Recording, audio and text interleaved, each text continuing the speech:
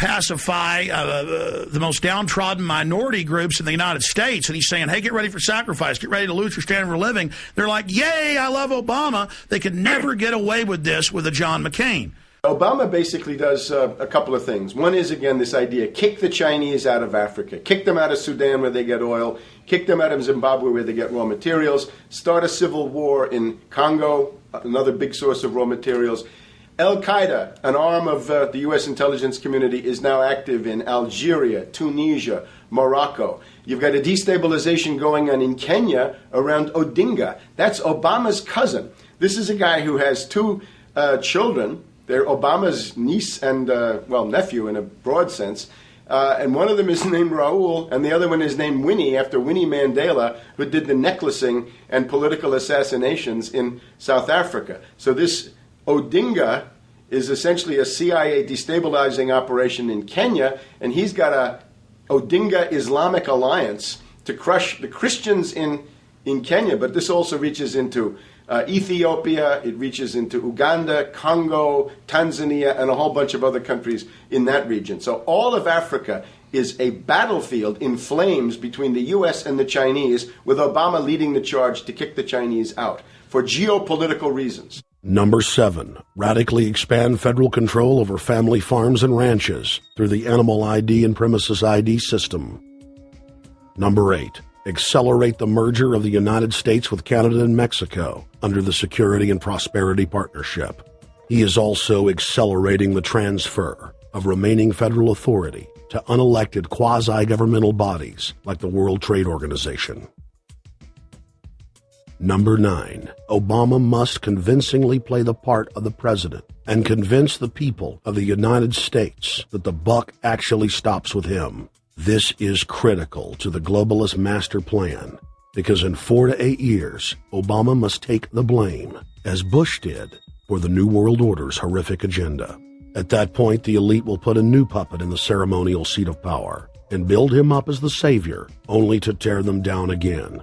And so the process is repeated over and over. For their program to work, it is essential that the people not learn that the presidency is now nothing more than theater, because if they did, the people would stop looking at the pawns and start looking for the king. Through this system of deceit, the elite's criminal agenda can continue forever, because the people waste all of their political energy debating the media spectacle instead of investigating the globalist agenda. Number 10, it's Obama's job to sell the public on globalist policies that aren't in the people's best interest. But the overlords have many salesmen. His most important function is to protect the criminal oligarchs from prosecution while they loot the economy worldwide, start new wars, and engage in torture. They're called Generation O, and they were the key to Barack Obama's White House win. During the campaign, Barack Obama used the internet like no other candidate before him, harnessing the energy of millions of his supporters. But the question now is, what to do with this young, eager, energetic army? This gives Barack Obama and his administration contact information for so many people, so next time he needs to push his legislation, he can contact all these people. Kennedy-esque. I feel as though this was like when John F. Kennedy was elected. Shouting, smiles, and tears. This is the best day of my life! It was the scope of Obama's victory that was most impressive. I saw a photograph of Obama playing basketball. And I said, you know what? I see him as a leader, and that's the world that's in his hands. Own a piece of history, commemorating the day the world changed forever. His confident smile and kind eyes are an inspiration to us all. In summation, Barack Obama is a Madison Avenue created fad. All of the crazed Obama worship, being pushed by the corporate media, is scientifically designed to capture the public in a net of peer pressure mass euphoria. If the New World Order can just distract the public for a few more years, the elite can finish constructing their police state control grid. Now, a lot of times, we don't want to know the issue. Right. We don't want to know the issue. We feel, what do you call this thing where you get this false sense of gratification, but because a black man is in office, everything's going to be all right. No, everything's not going to be all right. Yeah. Until you look into the agenda on what the Democratic Party has been about, is about, and will be about, regardless if Barack Obama is the president or not. And that's real. Barack Obama is the perfect Trojan horse. He makes the people feel like they finally have a place at the table, even as he betrays them. I won't have to worry about paying my mortgage. Oh, it's such a blessing to see you, Mr. President. Thank you for taking time out of your day.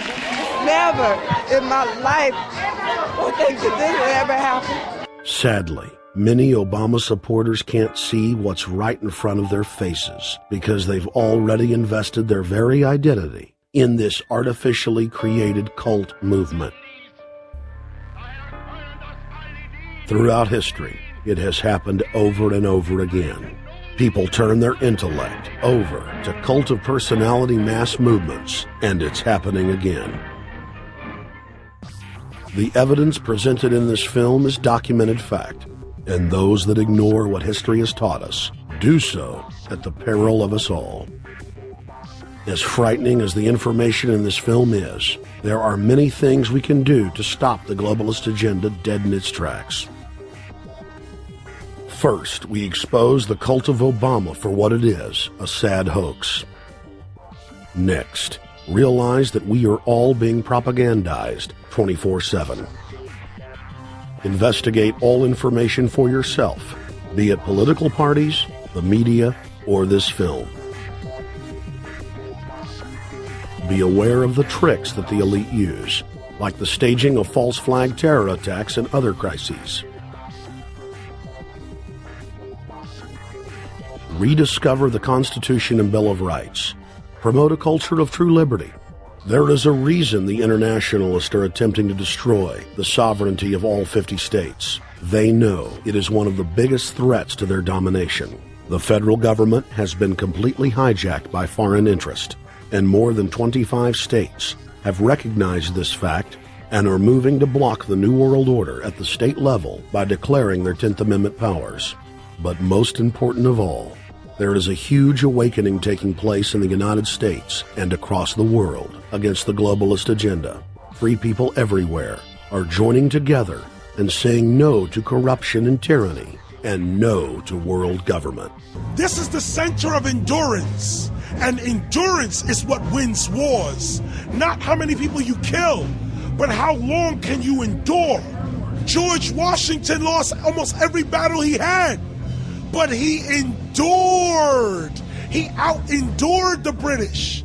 And that's how the battle was won. Endurance.